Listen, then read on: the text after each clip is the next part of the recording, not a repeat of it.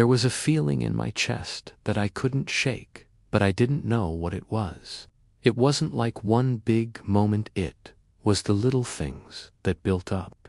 There were times when my chest would tighten, like I couldn't take a full breath, and I'd feel this sense of dread for no reason. Sometimes it would hit first thing in the morning, making me feel like I was already behind before the day even started. Other times, it was in the middle of a conversation with friends, feeling out of place and disconnected, like I was on autopilot. I didn't understand what was happening, but I felt it. I'd be frozen in place, overwhelmed with fear that something terrible was about to happen. The worst part, I couldn't sleep, couldn't eat, and couldn't focus. It felt like my body and mind were at war, but on the outside, I pretended to be fine. And the worst part, it lasted. Days turned into weeks, and I felt more and more alone, like I was stuck in a spiral. But I never realized it was anxiety. I was tired of surviving. I wanted to feel alive again. I'll never forget that moment. I was sitting in my room, just staring at the wall, and everything felt ... off. It wasn't a breakdown, but it was a realization. I was tired of constantly battling my own mind. Tired of pretending everything was okay when inside, I was barely holding it together. I grabbed my journal, something I hadn't touched in a while, and wrote, "I can't keep doing this." I didn't even know what I meant, but the words felt like a release. Then, for a second, I looked at myself in the mirror. I didn't recognize the person staring back at me, tired eyes, heavy shoulders, and a fake smile plastered on my face. It hit me hard. This wasn't living, it was surviving. And that's when I knew something had to change. I couldn't keep going like this. There was a quiet, almost rebellious feeling inside me. This can't be my life. I deserve more than this. That was the turning point. The path to healing wasn't instant, and it wasn't easy. There was no one-size-fits-all fix, just me taking control, one step at a time. I started with something simple, grounding exercises. I'd use the 5-4-3-2-1 technique, where I'd name 5 things I could see, 4 things I could touch, 3 things I could hear, 2 things I could smell, and 1 thing I could taste. It helped me stay present when my mind would try to pull me into a spiral. Then, I focused on my breathing. Deep breathing became my anchor. The box breathing technique, where I'd inhale for 4 seconds, hold for 4, exhale for 4, and hold again for 4. It felt like a reset for my body and mind. Over time, this simple tool became a lifeline, especially in moments of panic. Journaling also became an essential part of my healing. I began writing down everything, my emotions, what triggered me, and even moments of gratitude. Writing it all out allowed me to process what I couldn't say out loud, and it helped me make sense of the chaos in my mind. Movement was another game changer.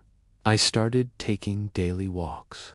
Nothing crazy, just moving my body in nature for even 20 minutes a day.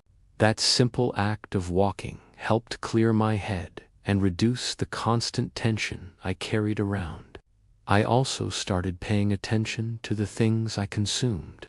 I limited my screen time and reduced caffeine, which I realized only made me more anxious. It was about creating space in my life for calm, even in small ways.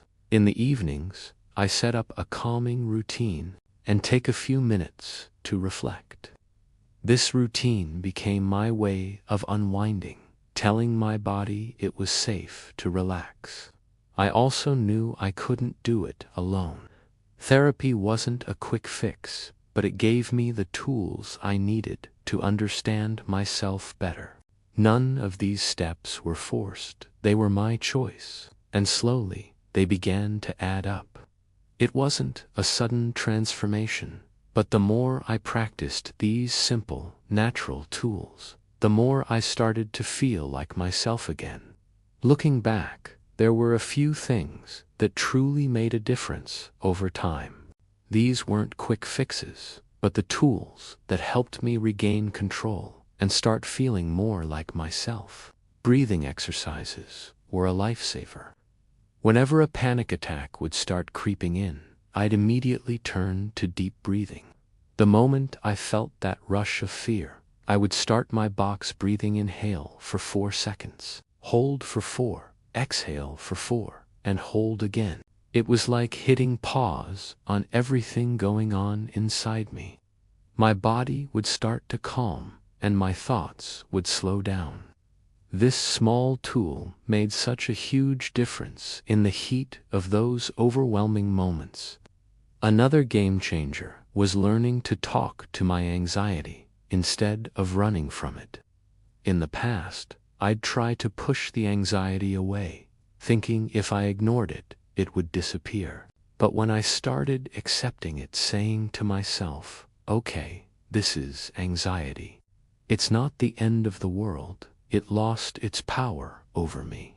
It felt empowering to face it head on, even if it was uncomfortable at first.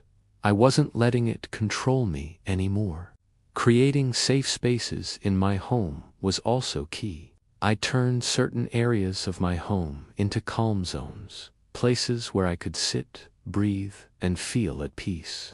Whether it was a cozy chair by the window or a spot on the balcony. And then there was self-talk. I started practicing gentle, reassuring words to myself, especially during moments of high anxiety. I am safe. I can handle this. It wasn't magic, but it helped me feel less at the mercy of my emotions. Over time, this kindness to myself became a constant anchor.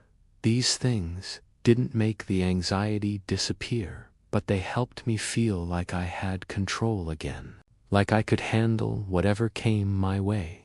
I'm not anxiety-free, but I'm no longer afraid of it. There are still days when anxiety creeps in. It's not gone, and I don't expect it to be. But what I've learned is that I no longer fear it the way I once did. Now, when I feel it coming, I have the tools to manage it. I know it won't last forever, and I know it doesn't define me. I've learned that healing isn't linear, and that's okay. Some days are better than others, but every day I get a little stronger. I trust that with each step I take, I'm getting closer to living a life that's not controlled by anxiety. It's a process, and that's okay. I don't need to have it all figured out. If you're watching this, and you're in the middle of your own journey, I want to say, it's okay to take your time. Start with one small habit. Maybe it's just 5 minutes of deep breathing, or writing down a few thoughts in a journal. Whatever it is, take it one step at a time. Talk to yourself the way you would talk to someone you love. When you're struggling, be kind to yourself. You're doing the best you can, and that's enough. And remember, you're not late. You're healing in your own time, and that's what matters. Your journey is unique, and it's okay to take it at your own pace. If you're in the middle of it, I promise you're not alone. Healing is slow, but it's real.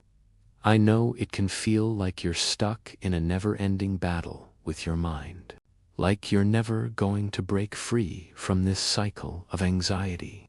But I want you to know that healing is possible, and even if it doesn't feel fast or dramatic, it's happening.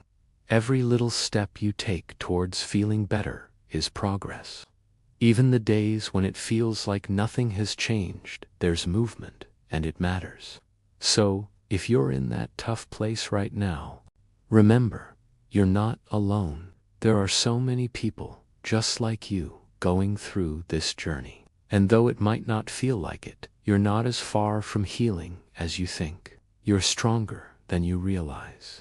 If this helped you, please like and share. Someone else might need it today. Anxiety can feel isolating, but when we share our stories, we remind each other that we're not alone in this. If you know someone who might be struggling, send them this video. It could be the message they need to hear. Subscribe for more true recovery stories. The next one may be the message you need most. If you're new here, thank you for joining. I share real, raw stories of healing and hope to remind you that recovery is possible. And there is always light, even in the darkest times. You're not alone. Thank you for being part of this community.